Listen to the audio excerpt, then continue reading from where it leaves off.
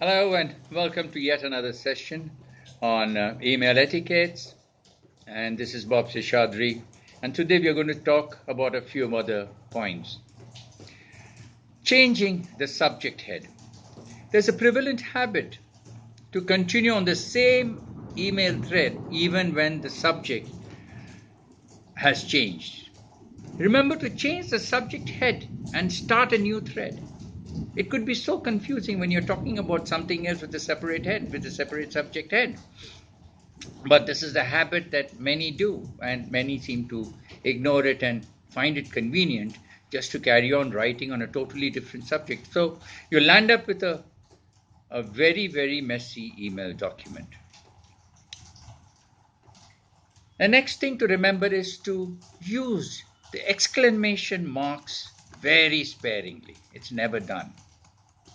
An exclamation mark expresses joy or conveys a surprise. It reflects emotions and immaturity as well. Excessive use of exclamation marks makes a letter look rather tacky and not professional. So avoid it as much as possible. The next one is humor. Be cautious with humor.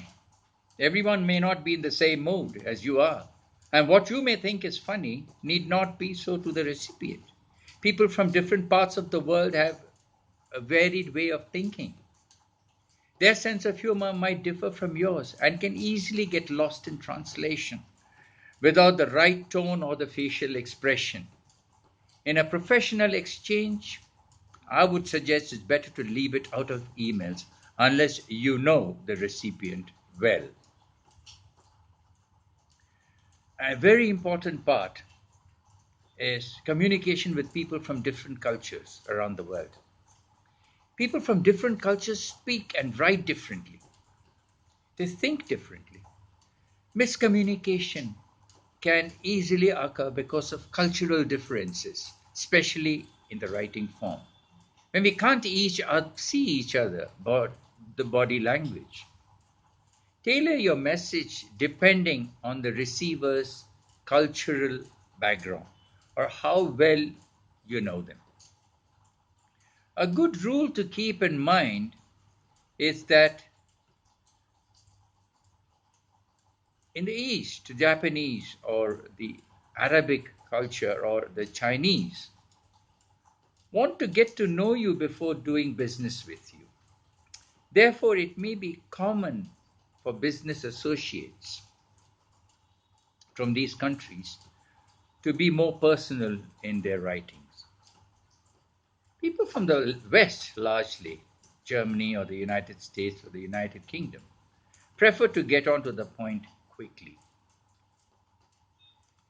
Now, let's talk about another thing when you receive an email which is not meant for you. It happens. And my recommendation is reply we must to any email that you get. Every email written to us, we must reply. It's common courtesy and reflects proper upbringing. Then sometimes, occasionally, we receive a mail not meant for us. So we must send out a reply that politely states that someone has wrongly sent it to your email. You could have your secretary do it.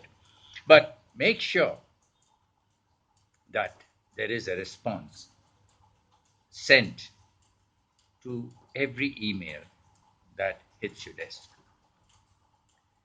unless it demands your intervention, personal intervention. And finally, the final point in the email etiquette chapter is proofread, proofread, proofread, proofread again and again. No matter how careful you are, mistakes have a habit of creeping in. Make sure there are no grammatical or spelling errors. Double check if you have spelled the recipient's name correctly. It is insulting to receive a mail with your name misspelled. Check for spelling errors. Do not depend on the spell checker alone. There are advanced tools available as well. Explore them. Use simple sentence structure, correct capitalization, and punctuation. Ignoring these compromises your professionalism, and the credibility of your email and the company you represent. Thank you for listening to me. All the very best. Wish you the very best in your career. Thank you. Bye bye.